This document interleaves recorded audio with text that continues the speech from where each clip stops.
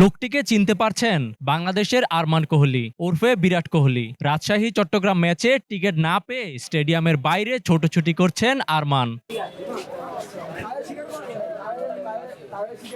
তবে স্টেডিয়ামে ঢুকতে না পারলেও ভক্তদের আবদার ঠিকই পূরণ করেছেন নতুন এই তারকা। তুলেছেন সেলফি, কথা বলেছেন মিডিয়ার সামনেও।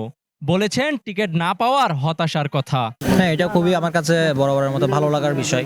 সো যারা ভালোবাসা দিচ্ছে, আমি চেষ্টা করি তাদের সেলফির আবদার মেটানোর জন্য। হয়তো বা পরিস্থিতির চাপে তা হয়ে ওঠে না।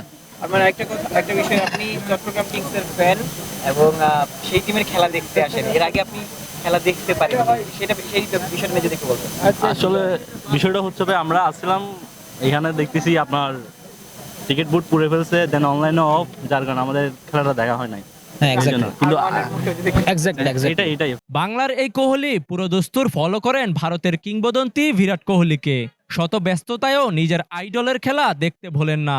আজকে স্টেডিয়াম প্রাঙ্গণে এসেও ঠিকই খবর রেখেছেন অজিদের বিপক্ষে কোহলির ব্যাটিংয়ের। হ্যাঁ, অবশ্যই দেখা হয়েছে। কত রান করেছেন? 17 রান। চিটাগং কিংসের আমন্ত্রণে ইয়াসার সাথে দেখা হলেও আরমানের ইচ্ছা তামিম ইকবালের সাথে দেখা করার। দ্রুত সেই ইচ্ছা পূরণের আশা প্রকাশ করেন গণমাধ্যমের সামনে। না, তামিম ভাইয়ের সাথে এখনো অব্দি দেখা হয় নাই। কালকে হয়ে যাবে ইনশাল্লাহ। ট্রাম পড়বো না, আমি ঢাকা পর্বে দেখা করে ফেলবো। আমার ইচ্ছা আছে, হয়তোবা আজকে না পারলেও সিলেট পর্বে হয়তোবা দেখা হয়ে যাবে। তাজিম আশরাফ, বিডি আর্কাইভ।